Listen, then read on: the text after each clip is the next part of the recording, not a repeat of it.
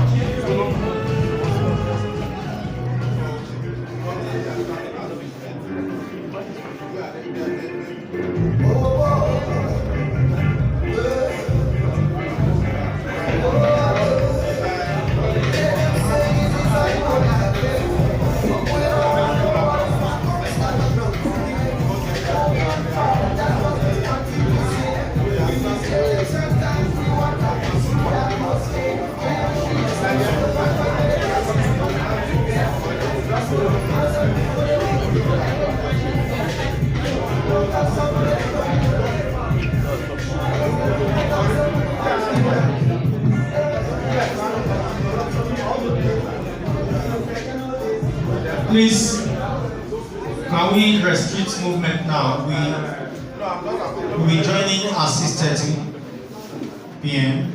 That will be about 6 minutes from now. And can we please take our seats? Out of 5, 3 are already here. And they want to make a statement. I want the statement transmitted all over the world. So once they come in, I expect that all movements should stop, except the videographers.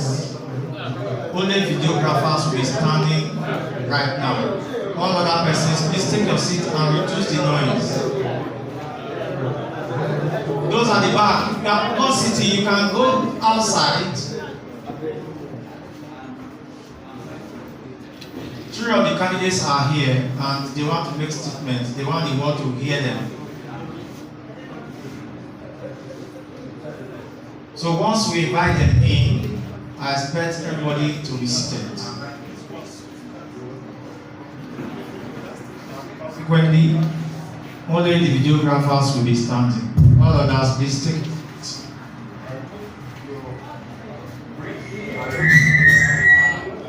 By 6:30, we'll be joining live. All the affiliate stations will join now. So please take your seats and I'm going to usher the candidates in. In the next 2 minutes, they'll be here. Thank you.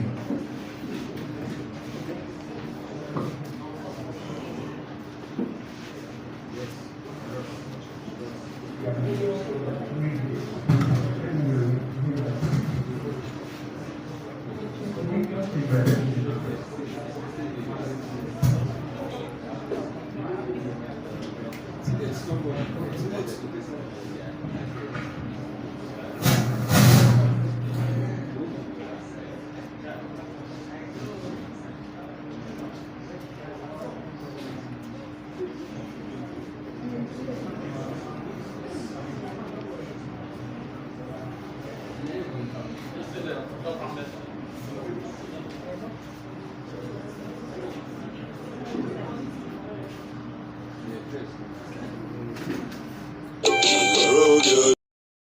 made the promise, and here it is. You are watching the EDO 2024 gubernatorial election candidates debate.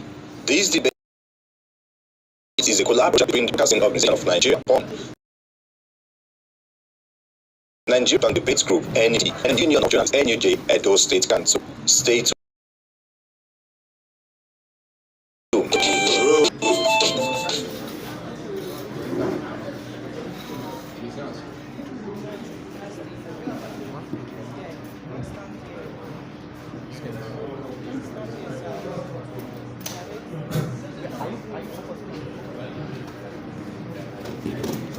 Are you okay?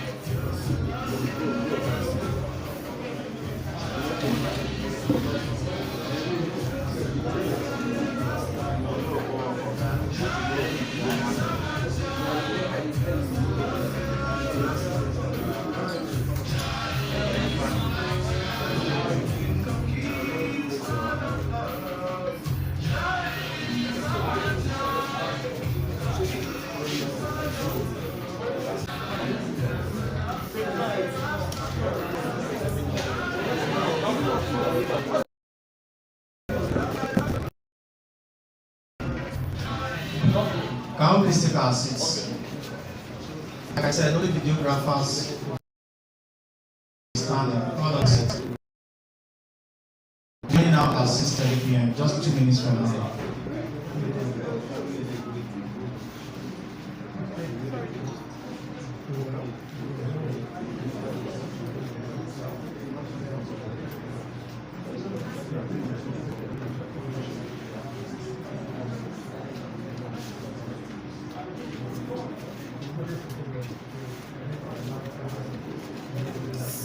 Distinguished ladies and gentlemen, we want to introduce to you heads of stations present here. We have earlier introduced the GM EBS, Mrs. Finet Arodedo, Zonal Director, NTA, Mrs. Phil Obano. Let's put our together for her.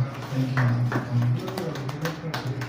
Mrs. Bimbo Oyetunde, GM Radio Nigeria, Brother Benin. Let's welcome you. Thank you, madam. Mr. Samuel Ibrahim, GM KUFM. Thank you very much for coming. BC Akwaida, Head of Center Dark Communications, AITB. Mr. Benga James, GM Super FM, Benin. Thank you. And other heads of news present here from various media houses, journalists present here today, and especially those drawn from both the electronics, online, and print. Welcome everyone here. As you can see, please let me know for starting because we need to showcase many things right now. Yeah, others. Please, if you want to hook up live, let me know. So immediately comport ourselves because we'll be joining us all over the world. A lot of persons have been calling for the link to join us, which we have since shared, and everybody has been asking, when are you starting? And we have earlier said that we're going to start at 6:30, and it's already about that. So this for AIT, let me know, and others will be joining. Just let us know. And once we join, that's when I'll be introducing candidates present here. Thank you. I'll just pause a bit to check technically if we are good to go. Thank you.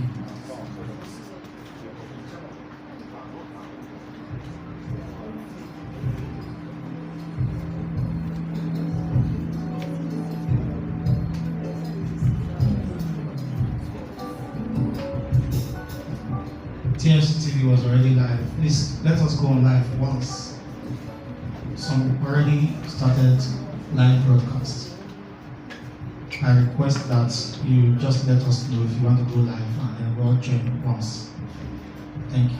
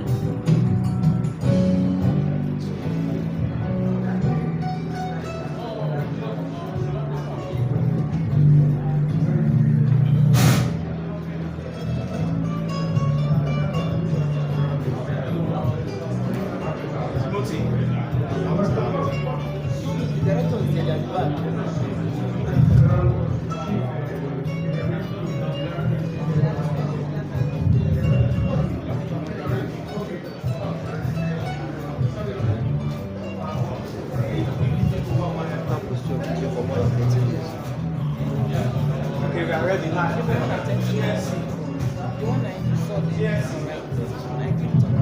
are ready now.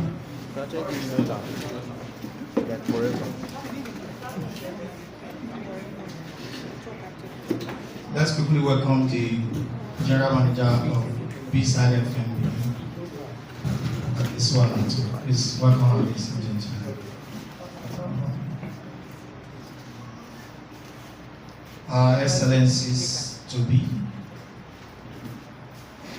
Chief Executive Officers of the House is present here. Gentlemen of the press, me to say here that We are supposed to have commenced the debate now. And as you can see, right in here, we have the representative, the candidates of 8 present here with us. Let's welcome him, ladies and gentlemen. Please. Thank you. We also have the candidate of PRP also present here with us, the governorship candidate. Let's welcome this. I'll have here with us the Labour Party candidate also here with us. Let's welcome him. And I need you to bring your camera to the chairs. First, my name is Festus Alenkwe. I'm the chairman, Nigeria Union of Journalists, Edo State Council, the chief host of Edo State Governorship Election 2024 debates. We went online and request people to vote in candidates they want to see. Out of the 17 candidates, these 5 candidates were voted for by the people that these are the candidates they want to see today.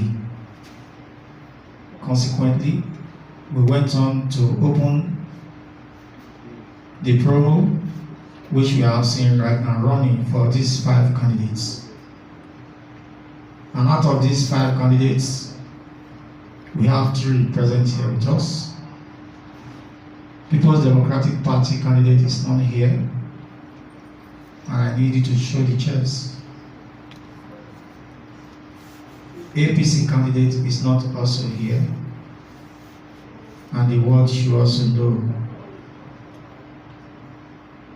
Broadcasting organizations of Nigeria representative and the Nigeria election debate group is here. Mr. Eddie, he will be talking to us very shortly. With what we are seeing now, we want to make statements. We are not debating anymore. The candidates will not have the opportunity to engage themselves for now. But statements will be made because the world is looking up to Edo State. And a lot of persons have been calling all over the world to say, can you please share the link? And they are watching right now. And so they need to know why we can't see it. But it has come to our notice that sometimes politicians tend to take journalists for granted. Journalism profession is the only profession that in the Nigerian constitution as of today. Section 22, subsection 2 of the 1999 constitution as amended said that the press shall have the opportunity to hold public officers accountable for whatever they are doing. Therefore, those we believed want to take over the governance of Edo State come 12th of November 2024. They're supposed to tell the world what they intend to do, from campaigns, moving from one local government to the other. But those who are not in Edo State also want to watch you talk among themselves. And let's see your capability. Can put you on record. We journalists have not been playing this way. I think with what is going on today, we must, this president here must continue to contain this action. A crucial opportunity for people of Edo State to hear directly from those seeking their votes who want to rule over them. Early this morning, handlers of 2 major political parties called me and informed me we are not likely to be there. And I said, why? Oh, if this man is not from this party, is not there, I will not come. The other told me, if this other person is not there, I will not come. And I said, why are you telling me this at this late hour? He said, that is the decision taken, and that is how it will be. So they have chosen to stay away in spite of all the efforts we put into this preparation. I see it as an act of the total disrespect, not only to this event, not only to NUJ, but believe they can simply scale through this election without being accountable to the very people they want to govern. For this same reason, some civil society organizations have withdrawn their sponsorship for town hall meetings they have scheduled because they received late notices of no show by political party candidates. Make no mistake, these actions are not only unreasonable, but they are utterly unconscionable. It is a stark demonstration of the growing impunity within our political class, where candidates believe they can bypass the debates, meetings, deny you the information you need to know more about them, about their policies and their programs, and yet expect your vote. Why? Because they think that debates and town hall meetings do not win elections. They fear that under scrutiny of your own judgment, they might falter. And instead of facing that possibility, they run. And when politicians avoid scrutiny, we must ask ourselves, what are they hiding? But let us not focus on only politicians. There is another group equally complicit in this disgraceful attitude. These are their handlers, many of whom are media professionals like us. Rather than preparing their candidates to stand before the people, to articulate their policies, to demonstrate leadership and communicate effectively, these professionals advise them to avoid debates altogether. Are they truly trained journalists and broadcasters? You are to answer. And instead of training candidates to be clear, concise, and compelling, they counsel them to shy away from any setting where real scrutiny might occur. This advice comes from a place of fear. Fear of how their candidate might perform, and the fear of the work required to repair the damage of poor outing. But in doing so, they rob the electorate of a chance to assess their potential leaders. This is not just a failure of the candidates, it is a failure of the very people who should be equipping them for public service.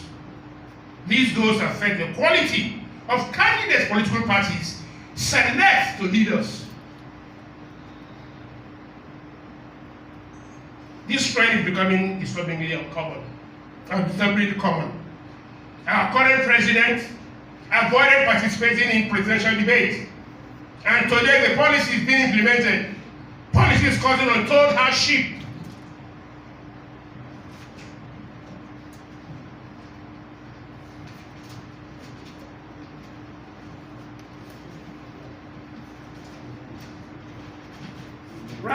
Rising inflation, soaring food prices, and a floundering economy are being pushed without transparency that a debate could have offered. The sad truth is that by shunning debates, politicians believe they can bypass accountability, and in some cases even prepare to rig elections to win. The fact that these candidates are willing to avoid scrutiny speaks volumes about their disregard for the democratic process and the importance of your vote.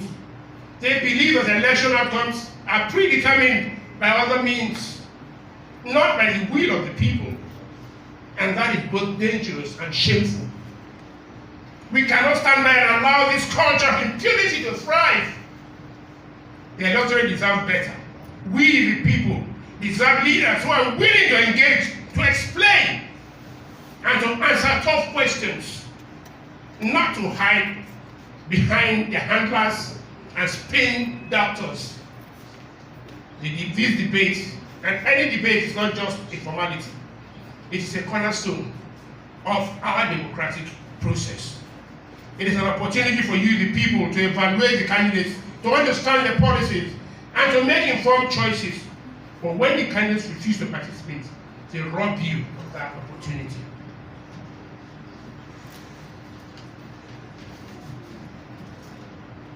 And in doing so, they undermine the very foundations of democracy.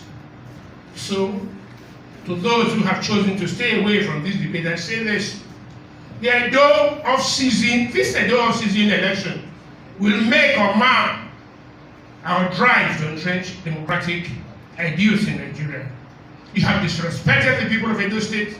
You have demonstrated a lack of accountability, and in doing so, you have shown that you are not ready to lead. The people of Edo deserve leaders who respect them, who are willing to stand before them and be judged by their ideas and policies, not leaders who believe they can read their way to power or coast through without being accountable. We will not forget this disregard. And I urge the people of Edo State not to forget it either. Because democracy thrives when the electorate is informed, engaged, and unafraid to demand better from those who seek to lead.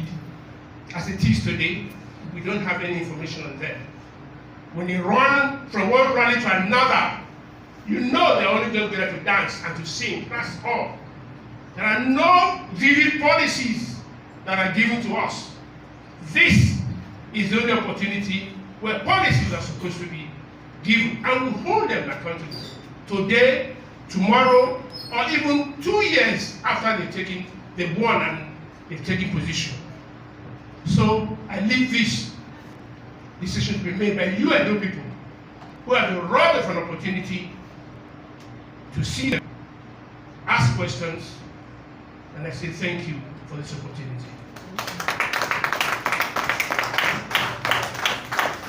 That's a message from the Broadcasting Organizations of Nigeria, our tech partner as far as this debate is concerned. Well, I'm aware that the 3 days here, they have their reservation, and they're going to express it according to how the chairs are arranged here. I'll invite the ADC candidate to express his opinion right now.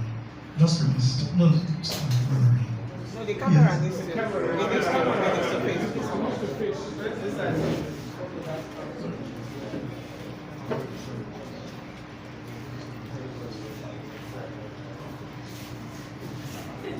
Good evening, everyone.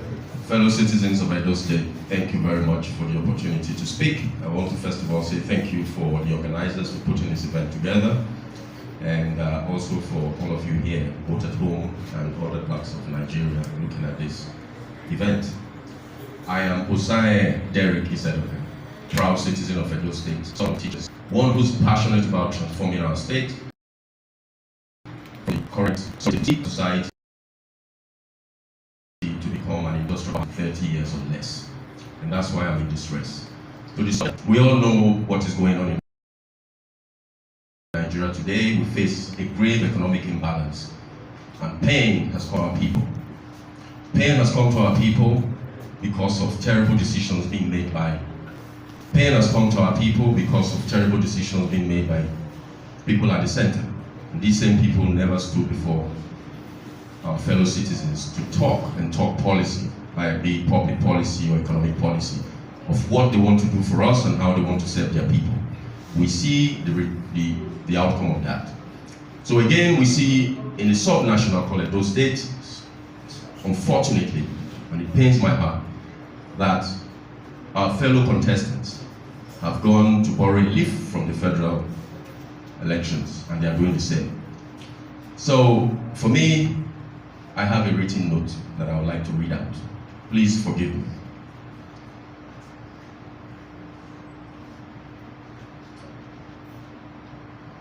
So it is, first of all, I say it's, as I've expressed, it is disheartening that the so-called big parties are not here. The change we seek for our state doesn't reside in the halls of these big parties. It is somewhere else, and in another generation. People of Edo State, please believe me. They don't hold the key to our progress. They've disenfranchised us, they've taken us from pain to poverty, and they've wasted our resources in the last 25 years. The change we seek resides elsewhere. So my message is simple. Ladies and gentlemen of Edo State, the absence of the so-called big parties from this debate is not just a sign of disdain for dialogue, but a clear message that they take the people of Edo State for granted. This is clear, as you can see in the empty chairs here. This behavior must not go unchallenged by every Edo citizen. It must be challenged in the polls, definitely. The people of Edo State deserve leaders who respect them, engage with them, and are accountable to them, not hiding behind cupboards or dark rooms preparing and spoiling for war. Edo State is not at war. It is only at war for selfish individuals. Edo State is at peace, and it must be at peace come Saturday. Let everyone take note, especially these so-called big leaders, big parties. We will not accept you setting our state alight. Not in our watch, not under our watch. It is enough. We are all ready for you, and we will make sure we deliver a peaceful election. If you think because you are a big party you want to set the state alight, you will see. I will leave it at that. The time for these big parties has come to step aside. And those citizens must teach them a lesson, that the people matter. We call on all voters to reject such arrogance at the polls. Use your voter's card to reject arrogance. Don't accept it. And choose leaders who are ready to listen, engage, and serve you with humility. Now finally, before I go, I want to say something. Leadership begins with us. It is our responsibility as candidates to lead by example. We must ensure that our utterances, our rhetoric is exemplary, so that our followers will take a leaf from what we do. So, I want to admonish every one of you that we must show an example to our followers to express decorum and conduct themselves excellently well and show respect for differing opinions come Saturday. And by God's grace, we should all have a peaceful election. I thank you and I say God bless you for listening to me. God bless Edo State and God bless the Federal Republic of Nigeria.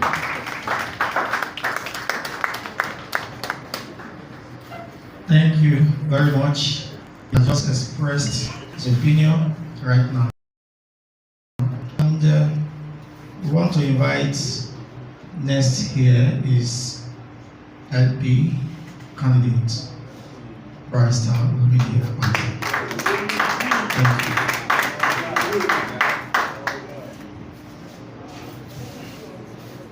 I greet everyone in the room and I greet all those who are watching on television and listening to us online. I think it's important to give context to this issue, probably beyond the context already provided by the Broadcasting Organization of Nigeria and the Nigerian Union of Journalists. Like every other candidate, I believe, I have received at least 4 invitations to show at one debate or the other. I have accepted at least 3 because I am ready to debate anybody on the issue of this particular elections. But I started to notice something funny when one particular debate organizer called me to say that they wanted to reorganize the debate into a town hall and that each candidate will now come separately. And I said, why? Why are you allowing these people, why are you giving them what they call a cop-out? Why are you allowing them escape scrutiny? Why are you allowing them run away from the people? Then I was to attend the debate conducted by the independent television organization here in Benin City. I was ready to attend because I had accepted, only for me to find out that the APC candidate would not be there and the PDP candidate would also not be there. And I said, I don't believe in papering over the cracks. You know, I don't put water from my mouth when I talk. I say it as it is. For those two parties who in the last 25 years have put us in the mess that we are presently, to attempt to escape scrutiny, if we participate in a debate without them, we will be lending ourselves to a cover-up. I will not be part of a cover-up. Which is why I refused to attend. I was in the GRA and I told them, I can't go there. I will not allow this happen. Today, we have the debate organized by no other body, no less an organization than the Nigeria Union of Journalists, in partnership with BON, Broadcasting Organizations of Nigeria, sponsored by leading media houses in Nigeria, representatives of the people, those who are to put our feet to the fire. And again, the culprits, PDP and APC, have refused to show in utter disregard for our people. I am of the view that if we mount this stage and proceed to hold a debate, we will help them cover up this nonsense. I will not be party to it. We must call them out. Very happy to hear from Broadcasting Organization of Nigeria. I doff my hat to you, sir, for having the courage to call out these people. The classic definition of democracy has people mentioned in it 3 times. Not a mistake. This is all about the people.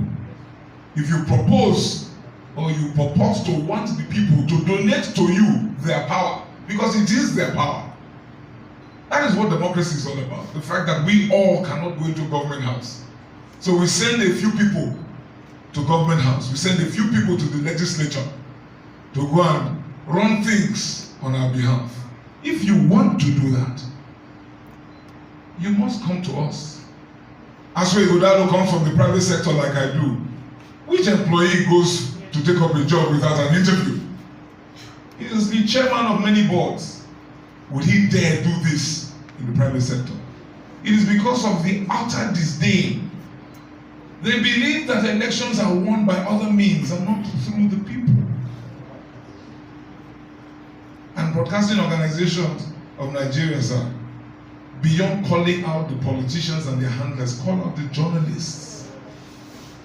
Fourth estates of the realm, ladies and gentlemen, you must call out the politicians. BON has started well. I'm hoping that you will give this speech by BON the coverage that it requires.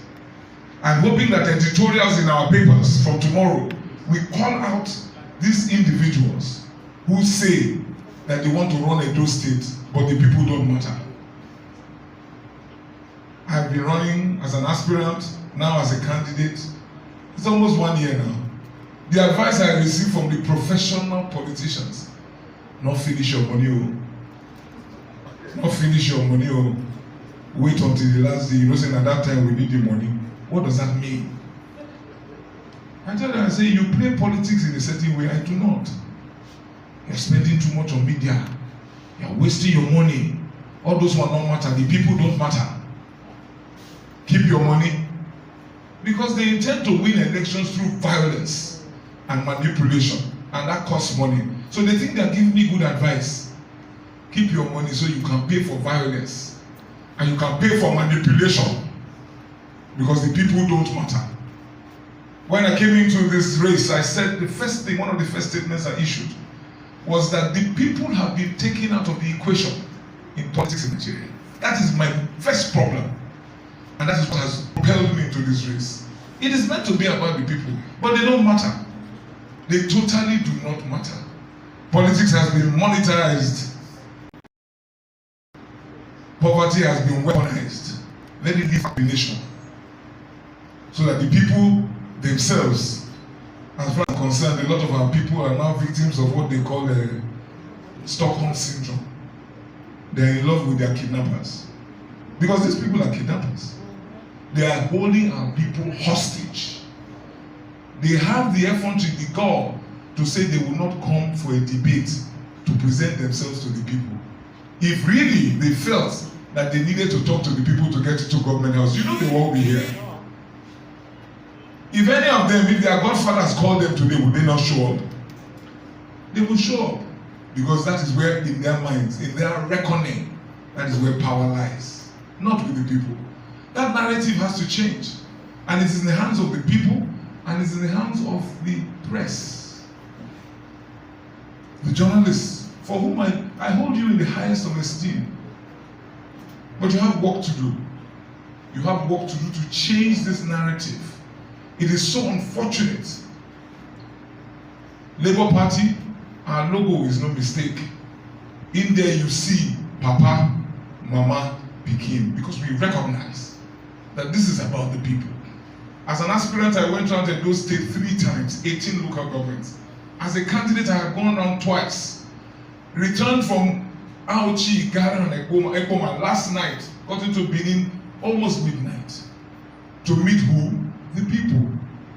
We don't do rallies, rent a crowd rallies just for generation. No, we go to the people where they are. I did not write my manifesto until I had done at least one lap. Until I had gone to Orion, where I heard that they have not had power for 10 years. Until I went to Ikwabazua, where there's virtually no government presence, for a first generation local government headquarters, Ikwabazua. Until I saw camps in Ikwabazua in Ovia Southwest that I did not know existed, with humanity, people cut off. Traveling from Auchi to Benin yesterday, 4 hours. Easy. Bad roads that a regular car cannot and should not be on. We must debate those issues. People say you're always bashing the government. Some people say, the apologists will tell you it should be, please let it be issues-based.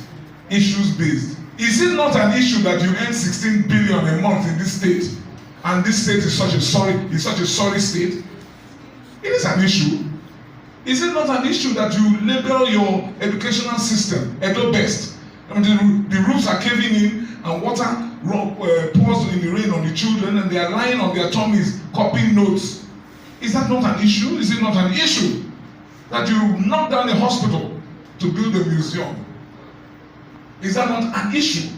So I always tell the people who speak to me and say, please, let's make it issues-based. We are playing the ostrich. You stick your head in the sand, you don't know that your fanny is out there. Everybody can see it. The issue is that of misgovernance, misplacement of priorities, right? Total disregard for the people. And of course, Asole Godalo will not be here. Why would he be here? He has been chief economic advisor to this government for 7.5 years. I call names, so I don't. There's no paper over the cracks. 7.5 years you have been chief economic advisor, and you say you go do what do you want to? Now 9 day break, monkey the born dog. No, that's why he can't come here, because you must be. It is disingenuous for that individual to attempt to extricate himself from a team that he has been an integral part of. You cannot.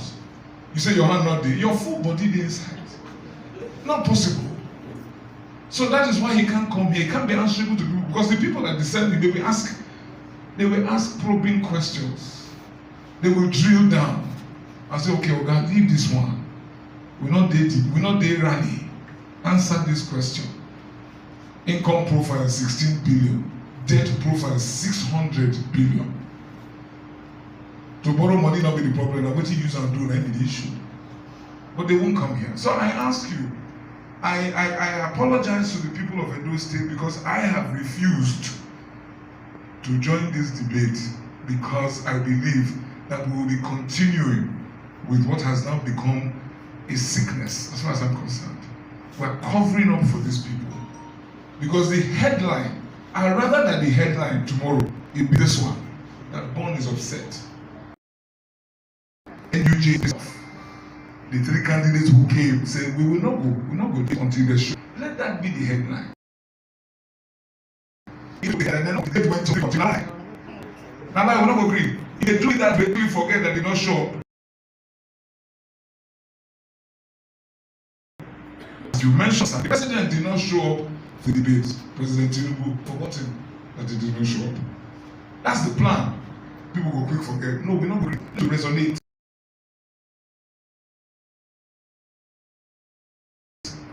Until the election, or like we like to call it in Labour Party, until free, because that is the day we are hoping and praying that the people release from bondage. Let that continue to be like that. The people will not be you. They don't need to matter. I have nothing to hide here. To liberate is here to liberate the real people. So, accept my apology. I hope this will serve as a calling out. Hope they will behave better. Maybe another opportunity in the next couple of days present itself, and they will show up to be.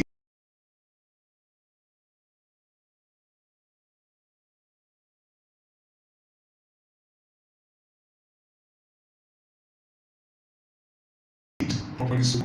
God bless you.